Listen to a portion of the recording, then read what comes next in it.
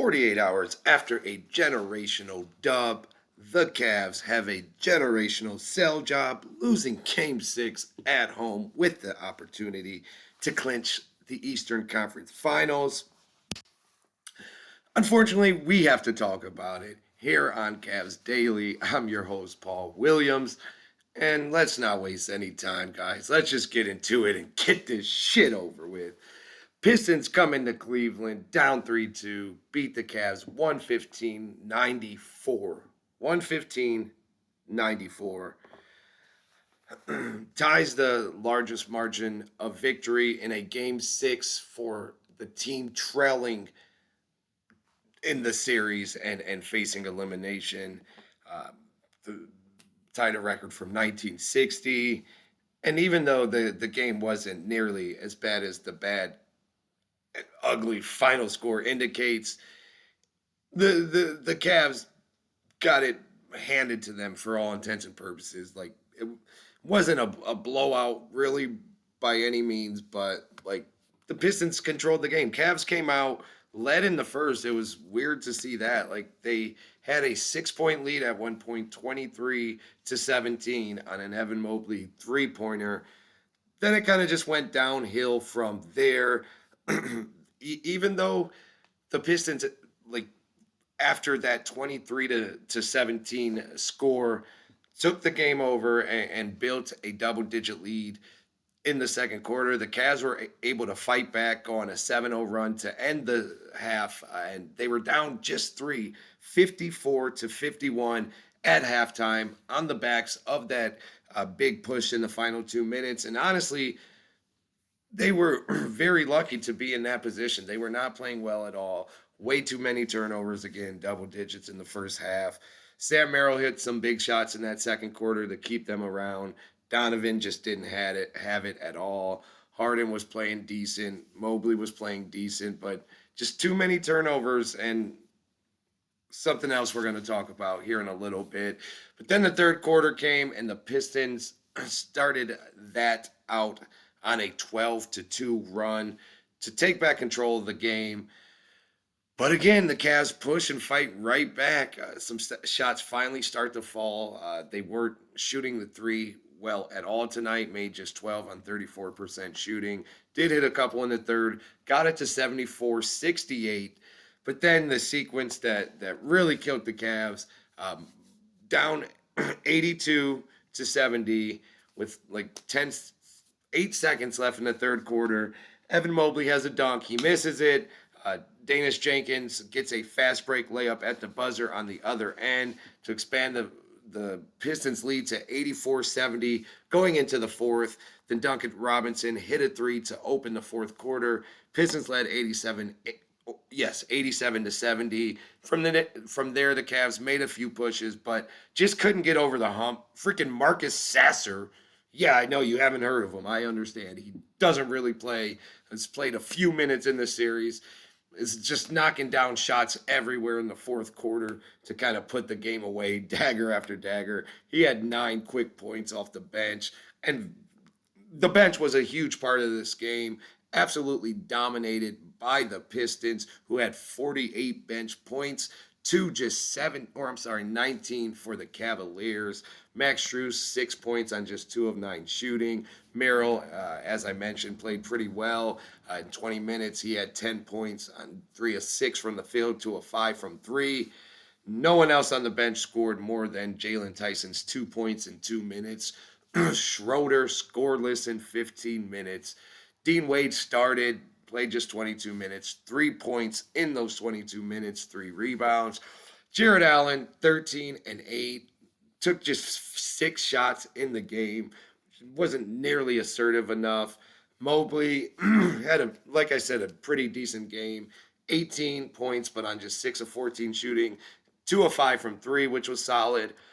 Just 6 rebounds, but 2 steals and 2 blocks. Harden led the way with 23 points, 6 of 13 shooting, 7 rebounds, 4 assists, but 8 turnovers. Can't happen, bruh. Donovan, 18 points on 6 of 20 shooting. Just didn't look comfortable out there. Got some, honestly, pretty decent looks, but just couldn't knock them down. And the Cavs just didn't come out like a team that needed one more win to get to the Eastern Conference Finals, or if they lost, would have to win an elimination game on the road in Detroit. They did not play like that at all. Pistons shot 52% from the field to just 39% for the Cavs. Pistons shot 44% from three, making 16 threes to just 12 for the Cavs. Cavs also did not shoot from the free throw line very well, 5 and 9 for Mobley. All in all, they shot 73%, but 22 of 30 just ain't good enough. I'm sorry. In the playoffs, we need more. Period. Point blank. Points in the paint dominated by the Pistons, 48-26. You can't let a team dominate you in points in the paint and 3-point shooting. That's a recipe for disaster for sure. And then 20 turnovers for the Cavs that resulted in 28 points. You're not winning many games like that, bruh. With all the keys that we talk about to this game, put your foot on their neck and end them. You don't let them hang around, gain confidence. You don't let them build a double-digit lead in the first half and let them feel like they can send this one back home for Game 7. You rebound the basketball, which we're about to spaz out about. And you limit the turnovers and hit your free throws. Those were the things. That's what we had to do. Instead, this is the result when you don't do those things. They, again, made things very tough for Cade Cunningham. 21 points on just 7 of 19 shooting, 7 turnovers. We've been doing more than enough on Cade. Tobias Harris locked down again for the 3rd game in a row after he had a miraculous first 9 games of the playoffs. We've actually held him in check now 4 games in a row. He had just 6 points, 5 rebounds, 3 assists. Sold me majorly on a parlay. Just needed one more rebound, bro. If you're going to beat us, at least give me that. It is what it is. Azura Thompson, 10 points, 9 rebounds. And Danish Jenkins got the start again, even though Duncan Robinson was back, had 15, 3, and 3. Duncan Robinson still made his presence felt, 14 points off the bench. And Paul Reed, 17 and 6. Can't happen, man. Off the bench, 17 and 6. And that's on top of Jalen Duren having his best game of the series with 15 and 11. Can't let both of their bigs come in and dominate like that. And, you can't just, play so, carefree and so lackadaisical in a situation like this. Come on. It was just torture watching the lack of energy, the lack of intensity, the lack of effort, the lack of urgency. This, for all intents and purposes, should have been approached like a Game 7, and for whatever reason, they did not do that. Harden and Mitchell both talked about it after the game, which, honestly, is more of a slap in the face than anything to hear it from them. No shit, boys, we know that, but you didn't do it. Can you explain why not tell us that we know what we know, that you needed to do this and do that and you didn't? Harden said we never really kicked it into the second level and we need to get to that 3rd or 4th level, but we just never got a consistent flow on either end of the floor, which is frustrating. And then Mitchell also commented on it, and it said it starts with the starting lineup. We got hit in the mouth and we didn't punch back. Thanks, guys. Thanks for the great analysis of what we just freaking watched for 2.5 hours. Had my son having to watch that torture, man. You know how hard it is to get him to be a diehard Cleveland fan, and this is what you guys do? Come on, man. We need better, boys. I guess it's fitting. It goes along with the roller coaster of what this Cavs team has been for so long. We knew it was too good to be true with how they came out and won Game 5. It would be too simple for the Cavs to just make it easy and do what they've done all playoffs and win at home to punch their ticket. But yeah, the Cavs just did not come out with any freaking urgency tonight, and that's what hurts the most, honestly. And then, if any one of you have been riding along for any amount of time throughout this season, you know how many times we've had to talk about rebounding the basketball, finishing defensive possessions by rebounding the basketball, wasting stops, forcing tough shots and miss shots. just to give them opportunity after opportunity. And boy, oh boy, did it feel like the Pistons converted literally every single second chance opportunity tonight. Like, if I had to point at one thing and say, this is what to me was like the difference in the game and had the biggest momentum swinging turning points, it was offensive rebounds for the Pistons. Yeah, the Cavs gave up 20 turnovers, 28 points off those turnovers. Pistons turned it over 18 times. They didn't concede nearly that many points, but still, like, to me, those backbreaking offensive rebounds, and it seemed to come at the worst times. Every time the Cavs were making a push, when they got it to 74-68 in the first half, when they got it down to three a couple times, could have had it lower. Every time we would get a stop and they would come up with the offensive rebound. And I have to watch the tape, but I'm not capping when I say out of those 13, they had to convert on at least 10 of them. Like, it was insane. It was always a back-breaking three or layup, whatever it was. They were converting, and it was just such a huge play in that moment of the game whenever it happened.